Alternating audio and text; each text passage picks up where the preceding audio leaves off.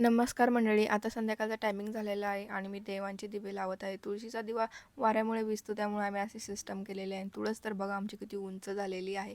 आणि इकडे मी मिरच्यांचे रोपटे लावलेले आहे. एकाच कुंडीमध्ये मी मिरच्या, टोमॅटो आणि तुळस आणि कोरफड एवढे अंतर्गत पीक घेतलेले आहे.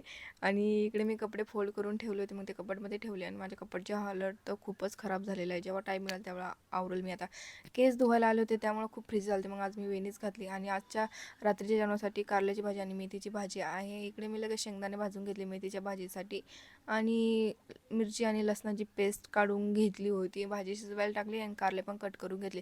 तोपर्यंत मग पीठ पण भिजवलं आणि आज नेहमीप्रमाणे माझ्या आज देखील मोबाईलची चार्जिंग संपली होती. इकडे कुकर लावला आहे कारण की शेवग्याचा सूप बनवायचा होता मला आणि पोळ्या करून घेतल्यामध्येच पोळ्या करता करता मला बडीशेपची आठवण आली. मग मी बडीशेप खाण्यासाठी आले होते आणि मग लगेच मी कारल्याची भाजी पण बनवायला घेतली. कारल्याची भाजी झाली, मग किचन आवरून घेतलं पूर्ण आणि फायनली शेवग्याचा सूप पिले.